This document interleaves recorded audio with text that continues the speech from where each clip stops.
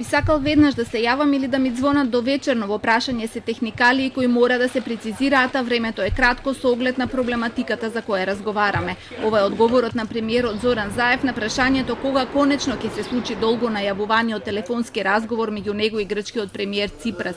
Премиерот се надева дека што поскоро ќе ги приближат ставовите и ќе потпишат договор. Можеби ние ќе звониме према Атина. Се надевам дека тоа ќе биде многу брзо. Јас не би давал нови коментари, освен заедничкото соопштение кое што преку Министерство за надворешни работи е пуштено. Тоа кажува дека навистина сме многу блиску, но многу е важно да ова биде одржливо, да биде трајно и да биде 100% обезбедено за генерации кои што доаѓаат, кои што ќе укрепат ова пријателство од можниот договор што ќе го постигнеме. Како што гледате, јас останувам оптимист. Не е лесно, чувствително е, но е многу важно.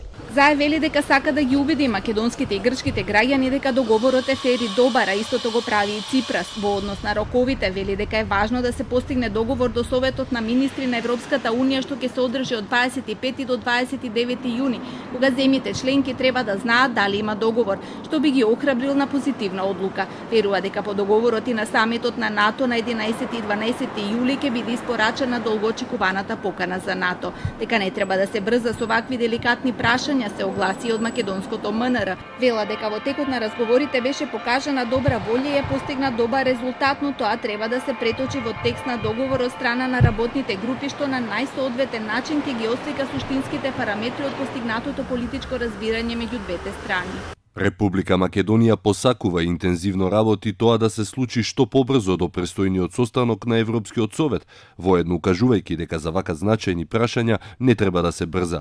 Квалитетот на текстот на договорот и постигнувањето на трајно и одржливо решение, прифатливо за двете страни, се далеку поважни од тоа процесот да се финализира во каков било рок. Соопштението уследи по зголемениот притисок и очекување од медиумите и меѓународната јавност, како и лицитирањето со датумот до кога треба да се постигне договорот. На ова се надоврзува изјавата на помошникот државен секретар за Европа и Евроазија Вес Мичел дека САД игра активна улога во процесот на решавање на спорот за името меѓу Македонија и Грција. Речи дека нивен тим во моментов работи на ова прашање. Амбасадорот Джейс Бейли денеска не сакаше да навлегува во детали, но изјави дека решавањето на долгорочниот проблем со името ќе донесе добро за двете земји и ќе придонесе и за просперитетот и стабилноста на целиот регион.